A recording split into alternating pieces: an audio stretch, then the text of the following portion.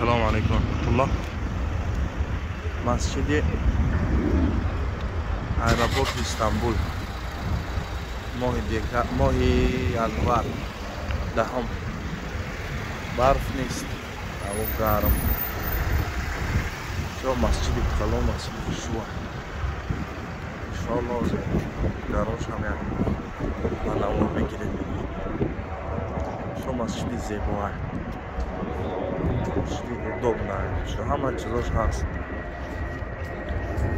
اون پشت ایرپورته. اون پشت ایرپورت استانبول، ایرپورت نو. سبزه دمیدگی.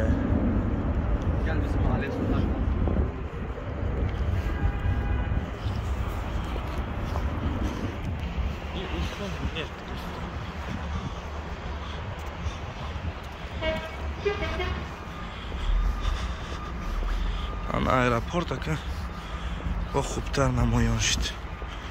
ایرپورت همین صحنه مسجده. گردی مسجد با گلها و با درخت‌های زیبا آراسته کرده شده.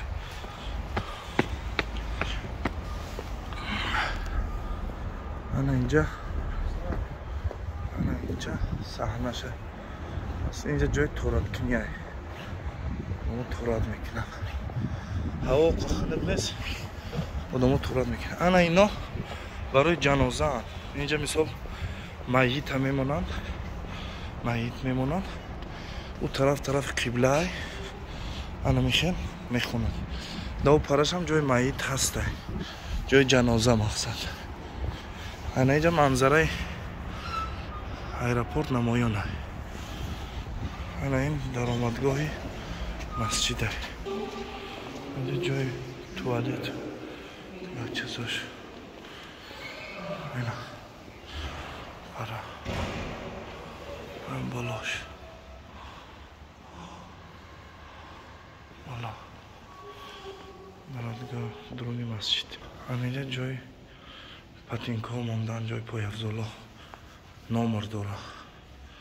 میمونی مثال میای میگیری چیزا تا. اینجا جای طرف جای زنا اشاره کرده شده. اون پرش هم جای زنا اشاره کرده شده. پایان. بسم الله الرحمن الرحیم. مسجد نگاه کن. زیبایی مسجده. چند کلمه. سبحان الله. إن المساجد لله فلا تدعوا مع الله أحد.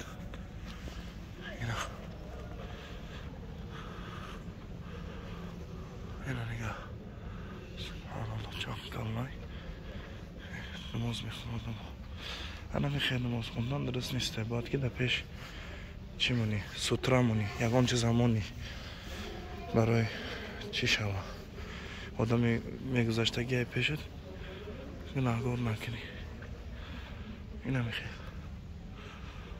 السلام علیکم و رحمت الله و برکاته.